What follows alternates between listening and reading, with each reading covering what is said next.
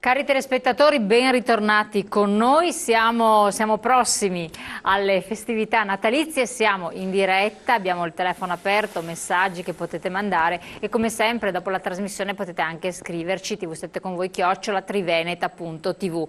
Portiamo a vostra conoscenza, cerchiamo di farlo almeno, anche quei movimenti che non sono partiti politici, che però si stanno muovendo da tempo sul territorio, a livello anche nazionale, territoriale eccetera, per cercare di cambiare la situazione. Ognuno a proprio modo, ci sono tante proposte, abbiamo sempre cercato di farvi queste provocazioni, queste proposte interessanti, fattibili, non fattibili, insomma bisogna avere un po' conoscenza di tutto quello che si muove attorno a noi.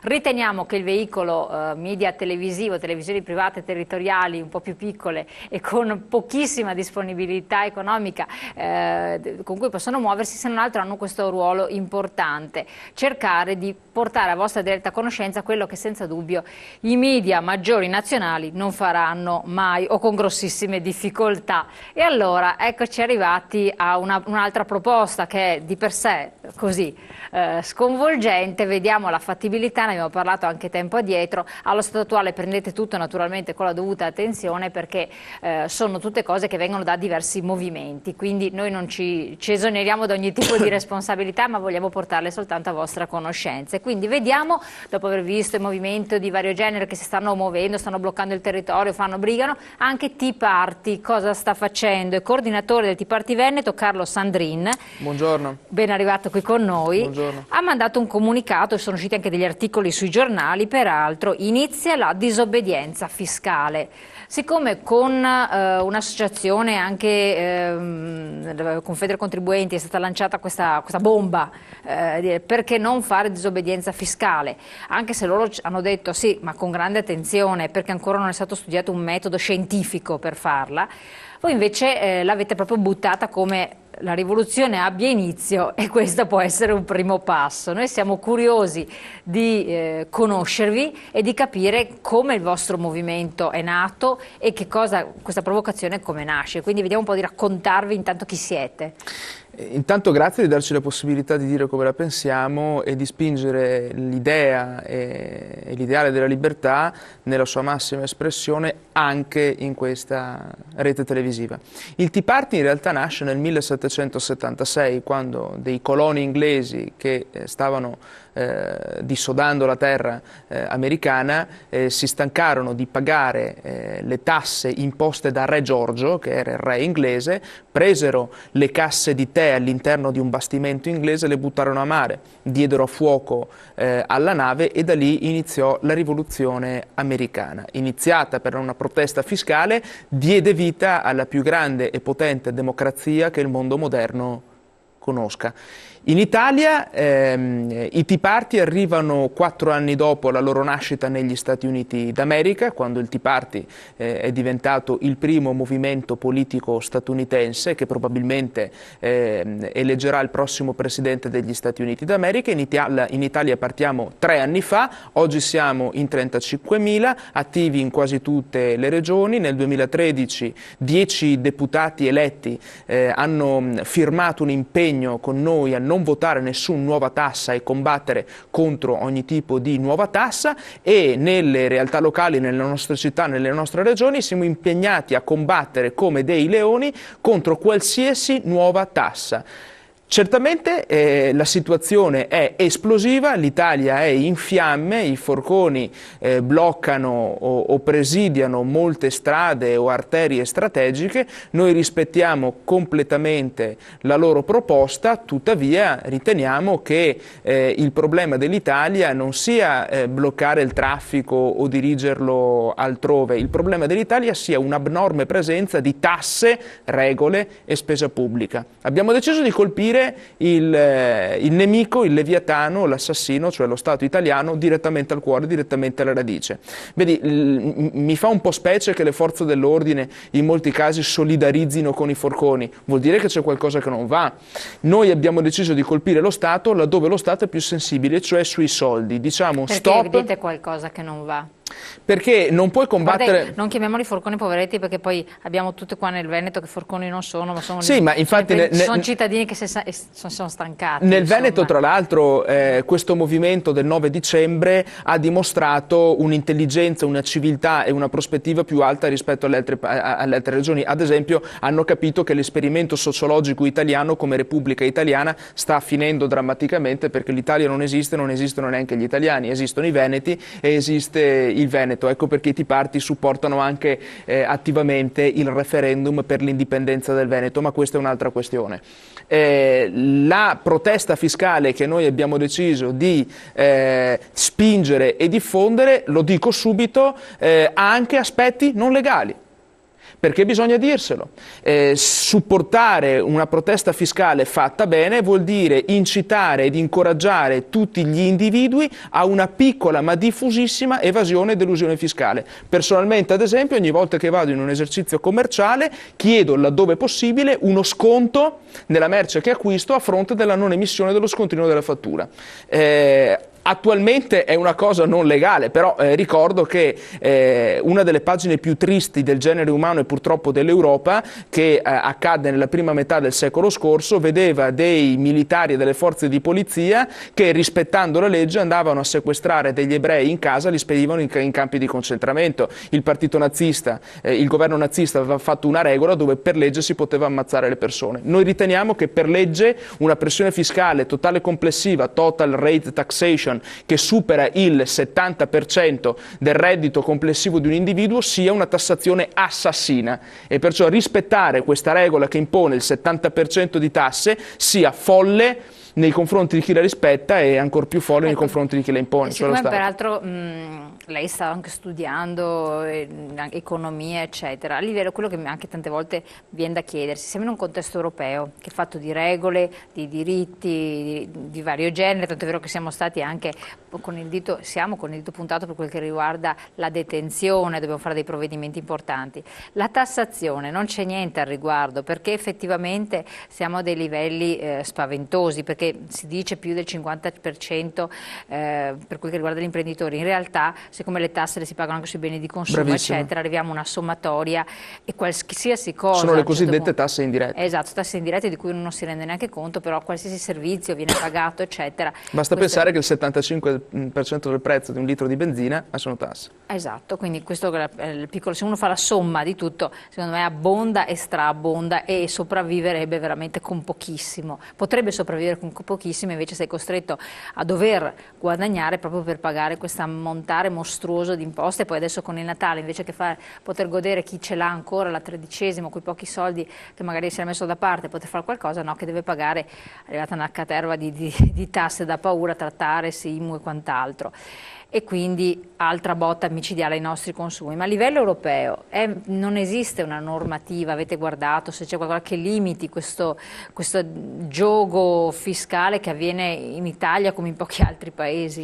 Vedi, a livello europeo non esiste nessuna normativa in questo senso, esistono dei vincoli, ad esempio il patto di stabilità. Io ad esempio credo che il patto di stabilità sia una benedizione, perché i vari politici locali, e si badi bene, da destra a sinistra, passando per Forza Italia, Partito Democratico, Lega, UDC, tutti non vedono l'ora di prendere soldi dalle tasche dei contribuenti tramite una tassa e dirgli la redistribuisco, investo nel territorio, ti pago questo, ti pago quell'altro. In realtà i cittadini, se gli lasci il reddito che producono, un dipendente di un'acciaieria ad esempio guadagna mediamente 1.400 euro al mese, in realtà il suo lordo è di 2.800 euro al mese.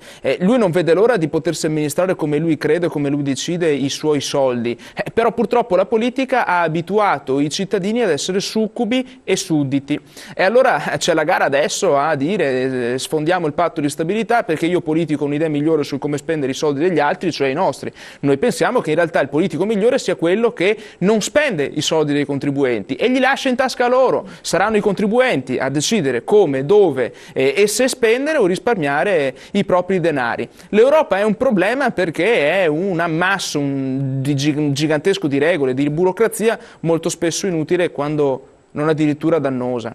E allora Ancora una volta la soluzione qual è? Smettere di pagare uno Stato che non solo non garantisce i servizi che dovrebbe garantire, ma con le tasse che si pagano si finanzia paradossalmente clientelismo, corruzione, sprechi. È ora di dire basta. Mi fa molto piacere che tu abbia detto è Natale. Ieri parlavo con una persona, un artigiano, uno dei migliaia di artigiani e commercianti veneti, che mi diceva: ogni tanto mi viene una depressione perché vedo veramente di non farcela più. Io guadagno anche, ma il 70% mi va via in tasse. Ma cioè io dico, avessi poi dei servizi, perché poi in realtà quando il servizio serve con una certa tempistica, parlo della sanità, te lo devi anche pagare, perché altrimenti hai veramente dei tempi mostruosi, e nonostante eccetera. tutto, pensa, c'è chi mi dice: voi sognate la sanità privata come negli Stati Uniti. Certo, perché negli Stati Uniti intanto è una panzana dire che muore la gente per strada. Negli Stati Uniti ci vado numerose volte, file di cadaveri per strada non ne ho mai viste. Tutt'altro, è una sanità che costa molto meno perché gli stipendi netti sono più alti, puoi permetterti abbondantemente un'assicurazione privata. Naturalmente devi essere responsabile, perché se non ti fai l'assicurazione privata spendi soldi in una TV al plasma, e a quel punto se ti ammali ti curano per legge, perché anche negli Stati Uniti rifiutarsi di curare è un reato penale, però dopodiché vengono a prenderti i soldi a casa. Questa è responsabilità. Essere irresponsabili vuol dire, concludo il discorso di prima, costringere imprenditori, artigiani, umiliarli, castrarli davanti alle loro mogli, davanti ai loro figli. Che cosa fa l'artigiano? Che cosa fa un commerciante, un piccolo commerciante veneto? Per chi lavora? Per soddisfare le esigenze della sua famiglia, per rendere felice la moglie, per rendere felice i figli, per dare la possibilità di fare un viaggio, per levarsi giustamente degli sfizi dopo 8 ore di lavoro sotto il sole o al freddo. Castrare una persona tassandola con il 70% vuol dire umiliarla, vuol dire rendere, nonostante il lavoro duro, non metterla nelle condizioni di soddisfare quello che l'amore gli direbbe di fare, cioè di rendere felice la propria famiglia. Questo è il vero crimine, altro che l'evasione fiscale o l'elusione fiscale. Dirò di più, un piccolo artigiano, un piccolo commerciante, se non evade il fisco, se non elude il fisco, è responsabile del disastro di se stesso. Però d'altra parte lo sappiamo benissimo, se tu piccolino, allora qui mi aggancio al discorso un po' di attualità che è necessario fare, perché abbiamo visto le case da gioco, le slot, eccetera, quant'altro, non voglio fare nessun tipo di nome, tanto sono noti e arcinoti, hanno evaso abbondantemente, sono i grandissimi evasori, hanno avuto una legge di sostegno da parte dello Stato, peraltro c'è un partito politico ben noto che l'ha sostenuta, quindi inutile celarselo, lo sappiamo. No, anche il PD è stato anche... Giorgetti, Beh, comunque non mi interessa, sono stati i partiti politici hanno sostenuto sta bella cosa qua, prendendo un provvedimento adesso a carico dei comuni, cioè comuni che vogliono mettere a freno questo tipo di attività avranno una penalizzazione, e il rientro da questa evasione di fatto è stato minimissimo, mentre viceversa un artigiano che si permettesse di fare una micro evasione eccetera, attenzione, perché la sconterà con la vita, con l'azienda, con la casa, con tutti i beni, perché l'azione da parte di Equitalia è molto molto pesante, lo sappiamo benissimo, ecco il terrore da parte di tutti, perché il rischio, io voglio essere consapevoli, il rischio è altissimo. Ma certo, ti dirò di più, quello che io sto dicendo è penalmente rilevante. Cioè, se uno volesse impugnare quello che sto dicendo, io me ne assumo la totale responsabilità. D'altro tra 30 anni cosa dovrei fare? Dovrei dire: rispettiamo una regola assassina, non me la sento. San Paolo faceva l'esattore, il gabelliere del fisco. Dio l'ha illuminato, ha capito che non è schiacciando la libertà dei suoi simili, degli altri uomini, che si entra nelle grazie del Signore, ma è pregando ed esaltando le qualità che il Signore dà ad ogni individuo, e ogni individuo ha il dovere di metterle a frutto. Ecco, ma i cittadini che giocoforza comunque pagano, perché quasi tutti pagano, a parte i grandi evasori che ci sono o quelli totali che esistono. Comunque sulle slot machine volevo fare un passaggio. Sì. In Italia l'assurdità, questo stato etico, questo perbenismo forzato ci ha portato a negare l'esistenza delle lobby. Oggi fare lobby in Italia è illegale, mentre in Europa e nella maggior parte degli stati civili è legale e normato per legge. Bene, la lobby del gioco d'azzardo è potentissima e paga le campagne elettorali di Partito Democratico ex PDL, perché, ripeto, Giorgetti attualmente in Nuovo Centrodestra nella Commissione Finanze era nella Commissione Finanze del governo passato e appoggiava moltissimo la lobby occulta del gioco d'azzardo. Ora che cosa succede? Questa lobby potentissima e molto ricca è in grado di influire direttamente nelle politiche governative. Quello che non riescono a fare invece gli artigiani e i commercianti presi singolarmente, perché anche le associazioni di categoria, penso all'Ascom o alle camere di commercio, che bisognerebbe chiudere ieri, non fanno nessun intervento a favore di commercianti e di artigiani, anzi, peggio ancora, sono diventati parte stessa della casta. Basta pensare alla Camera di Commercio di Padova, da una parte si lamenta contro la casta della politica, dall'altra in mezzo alla zona industriale, alla ZIP, a moltissime municipalizzate dove partecipa lo Stato stesso. Ecco perché noi diciamo la vera rivoluzione, quella che è doveroso fare, devono farla individualmente impresari, imprese, commercianti, artigiani e anche singoli cittadini come me, perché altrimenti non c'è nessuno che ci rappresenta, perché probabilmente siamo la quantità maggiore di persone però considerate come individui. Se tutti gli individui lo faranno, perché chi paga le tasse oggi molto presto potrebbe non avere il denaro anche volendo per pagarle. A questo punto siamo all'atto finale, sta calando il palcoscenico, ripeto, di questo esperimento forsennato e perciò è naturale che si attui disobbedienza fiscale. Ecco, il problema è sostanzialmente anche questo, che il nostro Stato è comunque un vortice che assorbe di risorse, ne avesse di più le prenderebbe, però non fa nessun tipo di taglio. Abbiamo visto di quelle spese assurde che continuano ad esserci, che poi a livello locale, poveretti, i sindaci già hanno provveduto a tagliare il tagliabile, ma anche alcune regioni potrebbero fare molto anche i sindaci, c'è da tagliare anche là. Alcuni, soprattutto i grandi comuni, c'è possibilità. Nei più piccoli mi sembra che un po' siano arrivati, almeno nel nord Italia, nel nord-est sono abbastanza virtuosi. In grandi comuni ci sono margini, effettivamente, l'hanno detto anche alcuni economisti e ricercatori. Il problema è che questi benedetti tagli, che molti si aspettavano avvenissero adesso con questo tecnico che doveva provvedere, non si fanno, cioè non si provvedono assolutamente, ed è questa la grande delusione, perché io credo che i cittadini, ma anche voi stessi, sareste ben disposti a dire contribuisco al benessere del mio paese, se il mio paese, che ha delle rappresentanze, queste fossero le prime a dire ragazzi mi metto anch'io nella condizione di, giusto o no? Il paradosso qual è? Molti chiedono che lo Stato risolva il problema, ma chi ha creato il problema è lo Stato. Chiaro che lo Stato o è il problema o è la soluzione. Lo Stato non può essere la soluzione, lo Stato è il problema, la soluzione è l'individuo.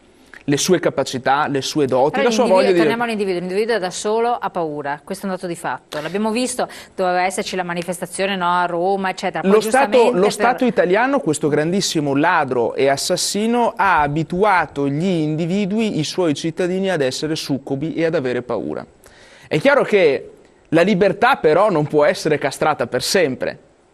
La storia dell'uomo ci insegna che prima o dopo questa crosta di omertà si rompe e la libertà esplode. Ora, un attimo solo interrompo, si ricorda cosa da dire. Pronto?